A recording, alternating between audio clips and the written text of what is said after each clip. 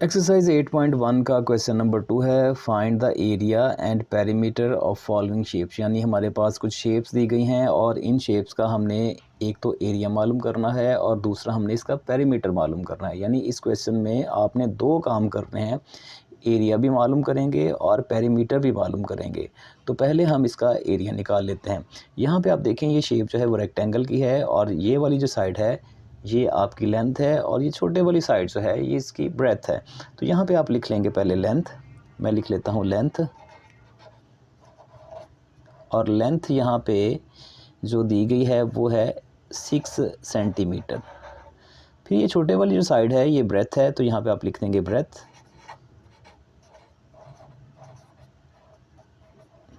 और ये दी गई है 3 सेंटीमीटर। ये दोनों चीज़ें क्वेश्चन के अंदर ऑलरेडी मेंशन थी, हमने मालूम करना है इसका एरिया। तो लिखता हूँ एरिया ऑफ रेक्टेंगल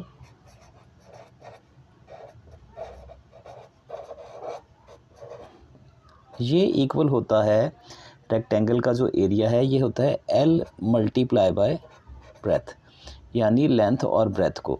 तो यहाँ पे जो लेंथ लिखी गई वो असल में L है और जो B लिखा गया है वो ब्रेथ है। तो L जो है हमारे पास 6 सेंटीमीटर था और ब्रेथ हमारे पास 3 सेंटीमीटर थी।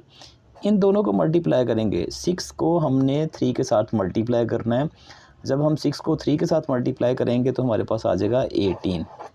तो इसका मतलब ये हुआ कि हमारे पास 18 सेंटीमीटर ये हमारे पास क्या आ जाएगा इसका एरिया। क्योंकि जब एरिया की बात करते हैं तो इसके यूनिट के ऊपर स्क्वायर आता है, इसलिए हम यहाँ पे स्क्वायर लिख देंगे। तो हमारे पास एरिया कितना आया, एरिया आ गया 18 सेंटीमीटर स्क्वायर।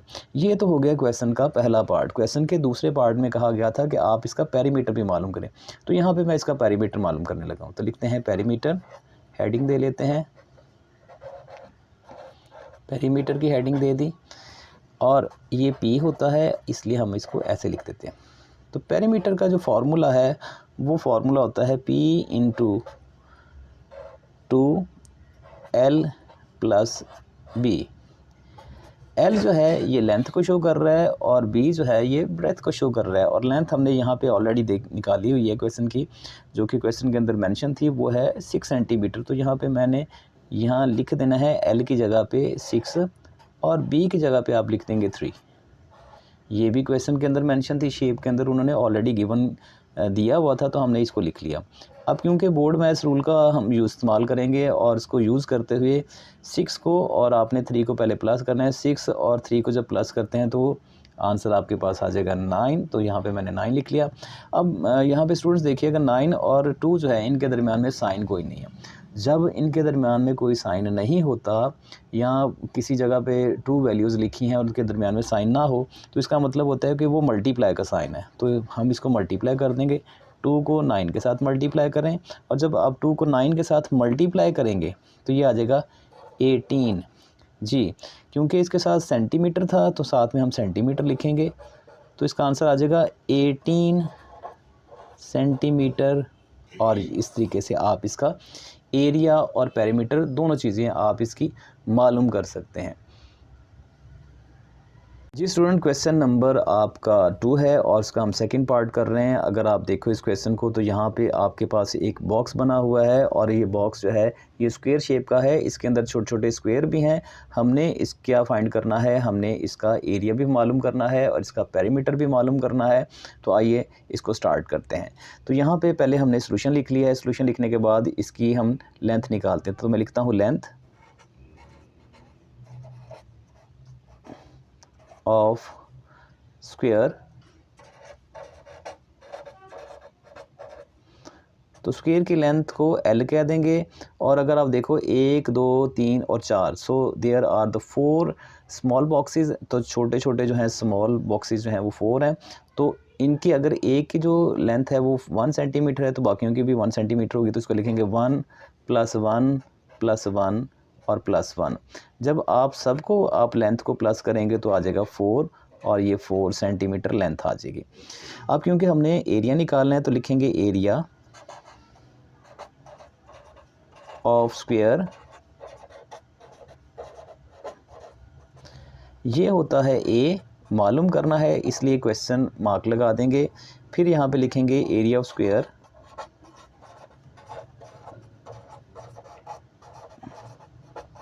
और इसका फार्मूला होता है साइड मल्टीप्लाई बाय साइड, यानी साइड को साइड के साथ मल्टीप्लाई करेंगे तो आप इसका एरिया निकाल लेंगे। साइड या लेंथ एक ही चीज़ होती है, तो यहाँ पे एक साइड इसकी 4 सेंटीमीटर थी, दूसरी साइड भी इसकी 4 सेंटीमीटर है। दोनों को आप जब मल्टीप्लाई करेंगे तो ये आपके पास आ जाएगा 16 सेंटीमीटर स्क्वायर। तो इस तरह से आप इसका एरिया निकाल लेंगे। अब क्वेश्चन के अंदर मेंशन था कि आपने इसका पेरीमीटर भी निकालना है, तो पेरीमीटर भी इसका हम निकाल लेते हैं। तो हम इसका लिखते हैं पेरीमीटर।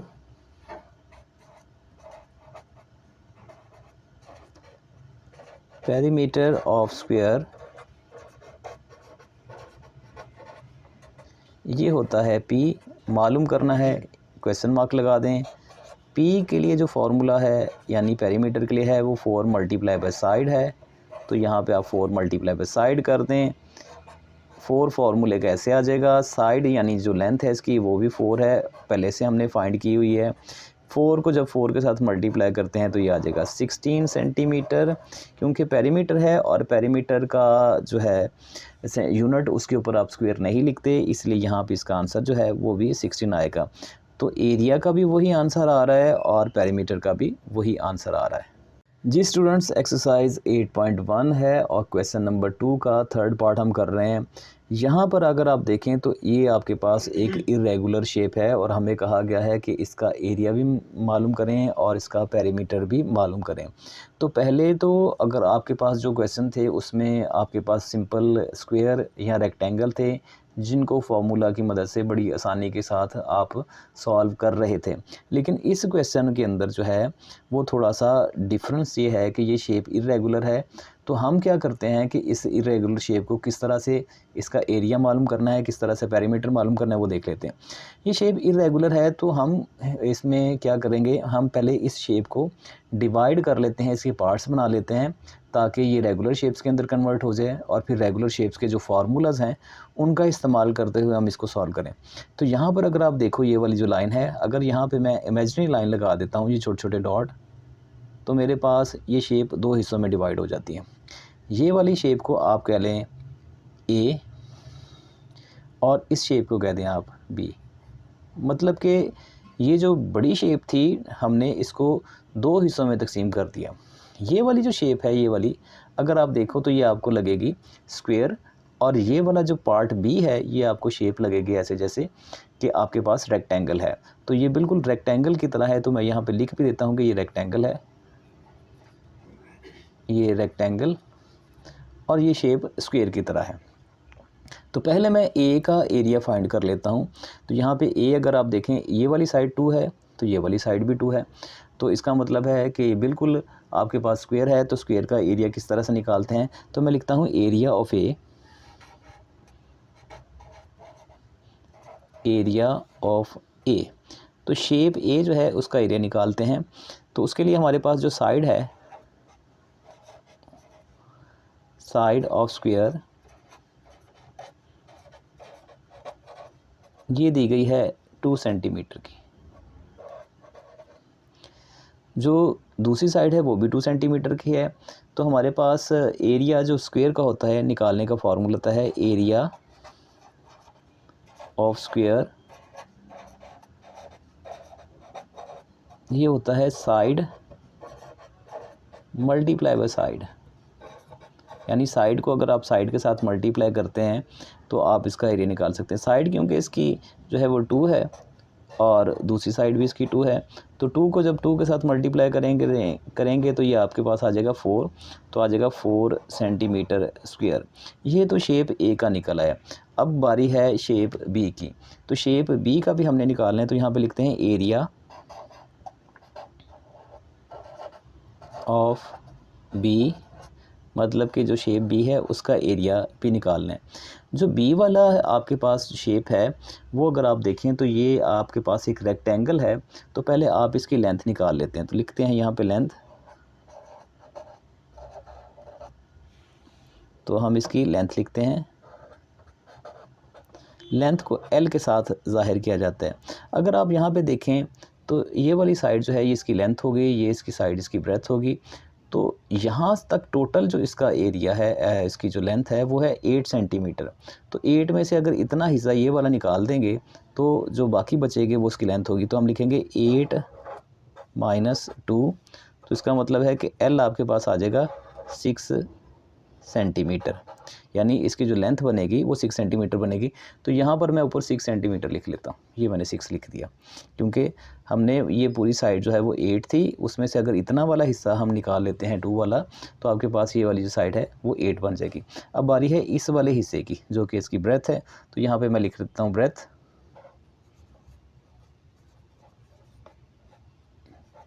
इसको B लिखते हैं। अब ब्रेथ के लिए मसला ये है कि यहाँ से लेके यहाँ तक हिस्सा जो है वो 3 है, और यहाँ से लेके यहाँ तक जो हिस्सा है वो 2 है। तो इसका मतलब है B आ जाएगा 3 + 2। देखें, यहाँ से लेके यहाँ तक का जो फासला है वो 3 सेंटीमीटर है, और यहाँ से लेके यहाँ तक जो है वो पोर्शन भी 2 सेंटीमीटर है। तो 3 और 2 को जब आप प्लस करेंगे तो ये आपके पास आ जाएगा 5 सेंटीमीटर। ले जी, हमारे पास लेंथ भी निकल आई है, हमारे पास ब्रेथ भी निकल आई। अब हम क्या कर सकते हैं, आसानी के साथ इसका एरिया मालूम कर सकते हैं। तो लिखते हैं area of rectangle, area of rectangle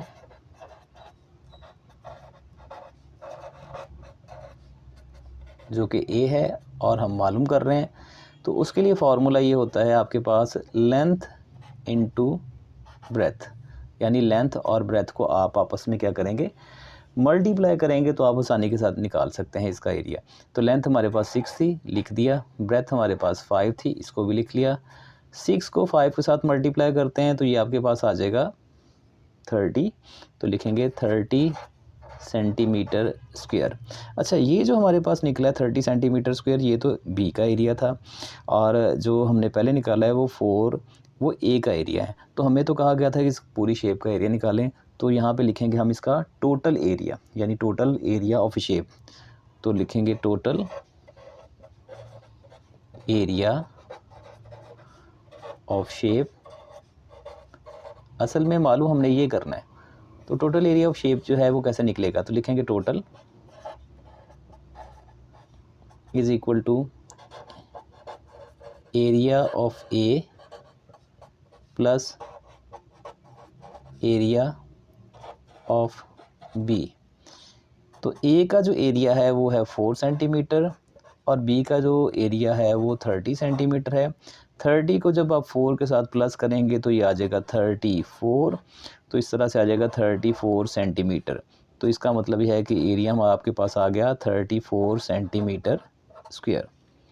तो इस तरीके से आप इसका एरिया निकालेंगे। लेकिन ये क्वेश्चन का पहला पार्ट है, दूसरे पार्ट के अंदर कहा गया है कि इसका आप पेरीमीटर भी मालूम करें। तो आइए हम इसका पेरीमीटर भी मालूम करते हैं। तो अब हम इसका पेरीमीटर मालूम कर लेते हैं। तो यहाँ पे लिखते हैं पेरीमीटर,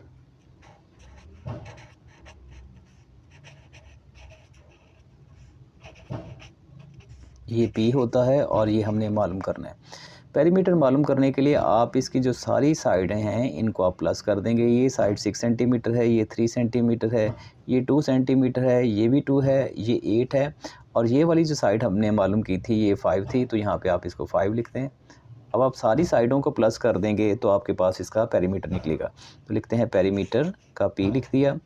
पहले 6 लिखेंगे, 6 को लिखते हैं, फिर उसके बाद 3 है, ये 3 लिख देंगे, फिर उसके बाद 2 है, इसको 2 को लिख दो, फिर ये वाले 2 को लिख दो, फिर आपके पास आ जाएगा 8, और फिर एंड पे आ जाएगा आपके पास 5। तो इन सब को प्लस कर दें। 6 और 3 9 हो गए, 9 के अंदर 2 मिलाएंगे तो 11 हो जाएंगे, 11 के अंदर 2 मिलाएंगे तो 13, 13 के अंदर 8 जो है आप ऐड करेंगे तो ये आ जाएगा 21, और 21 के अंदर जब आप 5 ऐड करेंगे तो ये आ जाएगा 26। तो इसका मतलब है कि इसका जो पेरीमीटर निकलेगा वो 26 है। तो आप लिखेंगे 26, साथ में लिखेंगे सेंटीमीटर। इस तरीके से आप इसका पैरामीटर मालूम करेंगे। बुक के अंदर इसका जो आंसर बेटा दिया गया है वो रॉन्ग है, और अब जो बुक्स आ रही हैं उसके अंदर शायद 26 है, लेकिन जो पहले बुक्स हैं उसके अंदर ये 26 आंसर नहीं है। तो ये इसका राइट आंसर है, तो आप इस तरीके से इसको फाइंड कर सकते हैं। एक्सरसाइज 8.1 है, क्वेश्चन नंबर 2 का 4th पार्ट कर रहे हैं, और ये शेप भी आपके पास एक इरेगुलर शेप है, और हमें कहा गया है कि आप इसका एरिया भी मालूम करें और इसका पेरीमीटर भी मालूम करें। अगर आप देखें यहाँ पे ये वाली जो साइड है 1 सेंटीमीटर की दी गई है, ये वाली साइड भी 1 सेंटीमीटर की दी गई है, तो इसका मतलब है कि ये दोनों साइड पे हैं 1 सेंटीमीटर की होंगी। तो यहाँ पे मैं लिखने लगा हूँ 1 सेंटीमीटर इसके लिए और 1 सेंटीमीटर इसके लिए। पहले हम इसकी मिसिंग वैल्यू फाइंड कर लेते हैं। अब देखें, अगर ये 2 सेंटीमीटर ये वाली साइड है तो ये वाली साइड भी 2 सेंटीमीटर है, क्योंकि ये दोनों इक्वल हैं, तो यहाँ पे ये भी आ जाएगा 2 सेंटीमीटर। ठीक है, अगर ये वाली जो साइड है जो 2 सेंटीमीटर दी गई है, तो इसका मतलब है नीचे वाली साइड भी 2 सेंटीमीटर है, और इसको भी आपने 2 सेंटीमीटर लिख लेना है। ये वाली साइड अगर 2 सेंटीमीटर है तो ये वाली साइड भी 2 सेंटीमीटर होगी, और इस तरह से ये वाली साइड भी आपके पास 2 सेंटीमीटर निकलेगी, और ये वाली साइड भी 2 सेंटीमीटर निकलेगी। तो इस तरीके से आपने इनकी जो साइड्स हैं वो लिख लेनी है, सारी साइड आपने लिख ली हैं।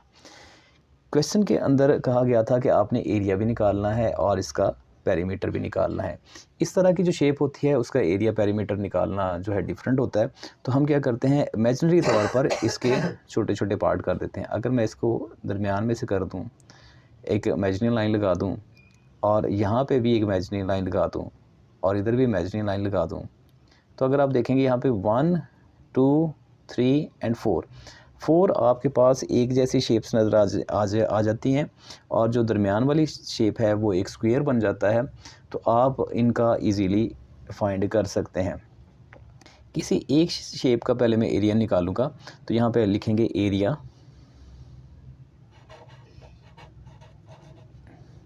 एरिया हम पहले मालूम करने लगे हैं। तो यहाँ पे अगर आप इस वाला हिस्से को देखें तो इसकी जो लेंथ है वो दी गई है हमें 2 सेंटीमीटर, और इसकी जो ब्रेथ दी गई है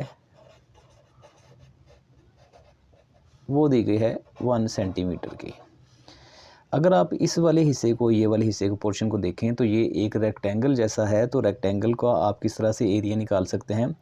इसका एरिया निकालने का जो मेथड है वो होता है एरिया लेंथ इनटू ब्रेथ। तो लेंथ हमारे पास 2 है वो लिख लेंगे, ब्रेथ हमारे पास 1 है वो लिख देंगे।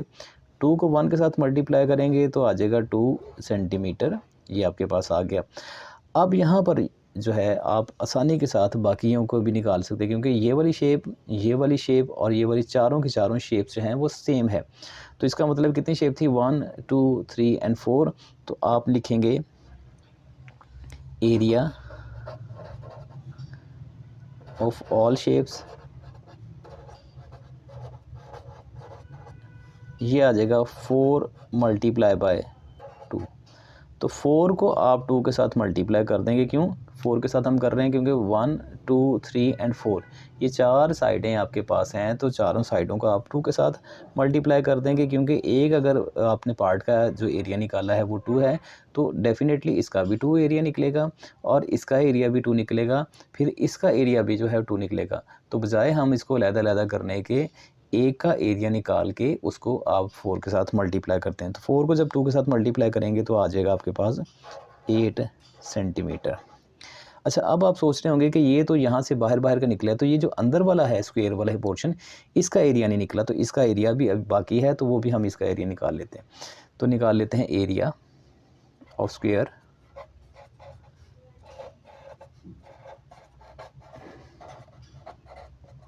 क्योंकि इसकी ये वाली साइड 1 है, ये वाली साइड भी 1 है, ये वाली साइड भी 1 है, ये वाली साइड भी 1 है, तो आ जाएगा L मल्टीप्लाई बाय L, यानी 1 मल्टीप्लाई बाय 1, तो ये आपके पास 1 सेंटीमीटर स्क्वायर आ जाएगा।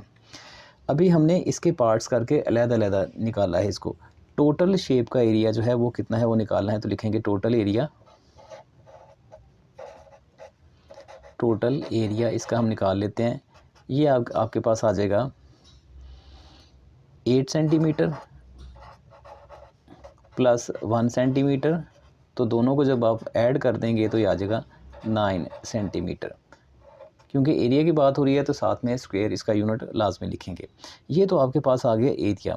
पेरीमीटर भी मालूम करना है। पेरीमीटर मालूम करने के लिए आप इसकी सारी साइडों को आपस में ये प्लस कर देंगे। तो यहाँ पे मैं लिखता हूँ पेरीमीटर,